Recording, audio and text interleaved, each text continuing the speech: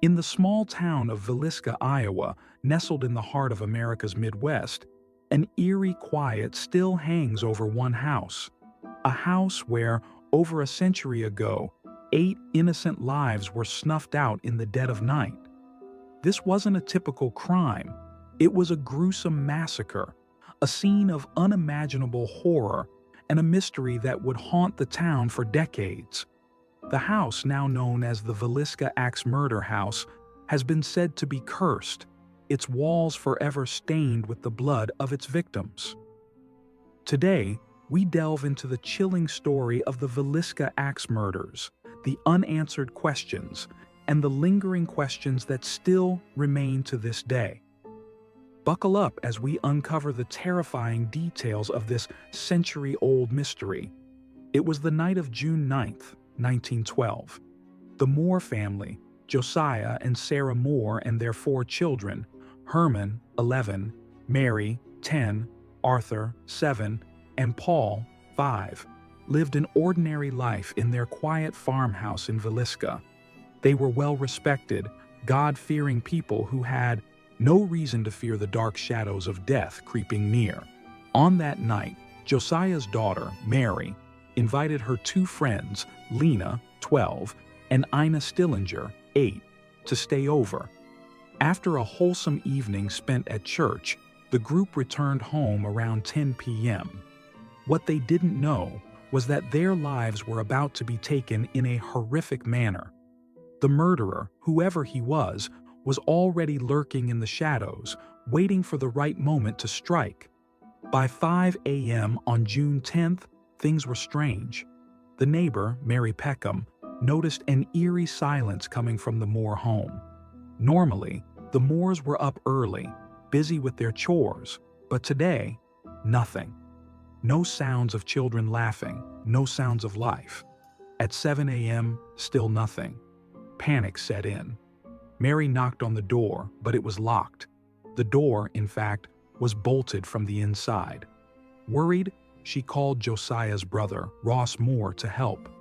When Ross arrived, they both attempted to peer through the windows, but they were covered with sheets.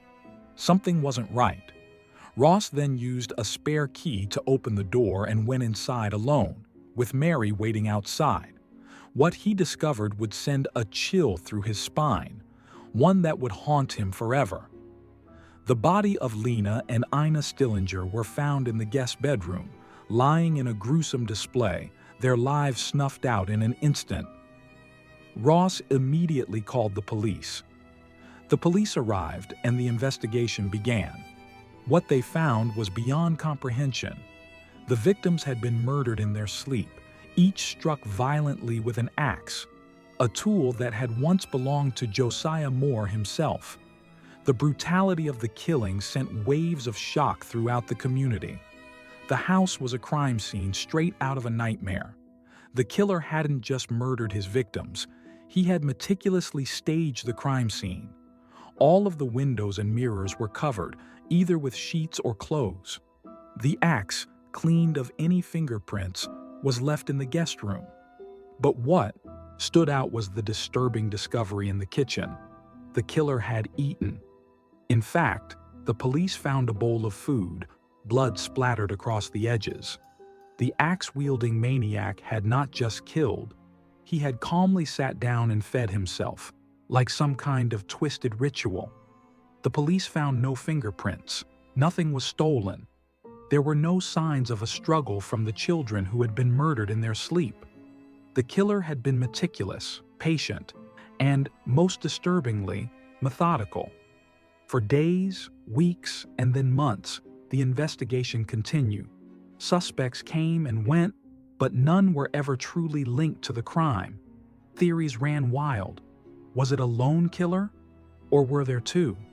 Some believed the killer hid in the attic, waiting for the family to fall asleep, and then, with the darkness as his cloak, struck at will. One of the strangest aspects of the case was the behavior of the townspeople. Despite the crime's gruesome nature, many had witnessed odd behavior just days before the murders.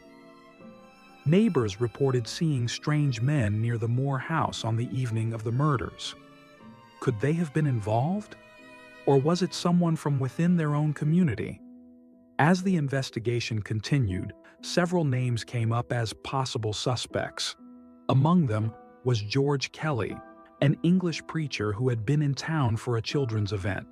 He was described as an odd character and had been seen acting strangely after the murders. He even wrote letters to the police, showing excessive interest in the case. Was he a man obsessed with the crime, or was he the killer? Then there was Frank Fernando Jones, a wealthy businessman and former politician who had a strained relationship with Josiah Moore. Some even hinted at an affair between Moore and Jones's daughter-in-law. Could this be a case of a crime of passion? But perhaps the most chilling of all was Andy Sawyer, a man who was found acting strangely after the murders and showed a deep fascination with the killings. His strange behavior, along with his admission of being in Villisca on the night of the murders, raised suspicions. Yet, despite numerous attempts to pin the crime on him, there was never enough evidence to make a conviction. The case also became intertwined with another strange set of murders in nearby towns, murders that shared striking similarities with the Villisca case. Could there have been a serial killer at work in the region? A man who had moved from town to town, leaving a trail of horror behind him? Years passed, and the mystery remained unsolved. But the story didn't end with the murders. The Villisca Axe Murder House, which was eventually added to the National Register of Historic Places in 1998, became a focal point for paranormal activity. Over the years, several people reported eerie experiences within the walls of the house: strange noises, footsteps, cold spots, and even sightings of shadowy figures. Could the house itself be cursed? The horrific killings that took place on that fateful night seem to have left their mark on the very foundation of the house. Today, it is open to the public for tours and ghost hunts, drawing in thousands of visitors, many of whom report chilling experiences of their own. Some believe that the spirits of the victims still linger within the walls, forever trapped in their violent and untimely deaths.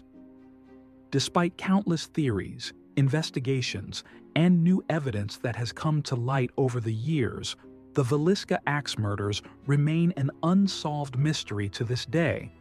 No one knows for sure who committed this gruesome act or why they did it. Theories abound, but the truth remains elusive. The Villisca Axe Murder House stands as a haunting reminder of the horrors of that night. Its dark and tragic history continues to captivate the imaginations of people around the world as they try to solve the mystery that has stumped authorities for over a century. The question still looms: who was the Villisca Axe murderer? Was it a single killer? Or were there multiple people involved? And perhaps most chilling of all, will the truth ever come to light? Or will this dark chapter of American history remain shrouded in mystery forever? What do you think happened in the Villisca Axe murders? Do you believe the house is really cursed?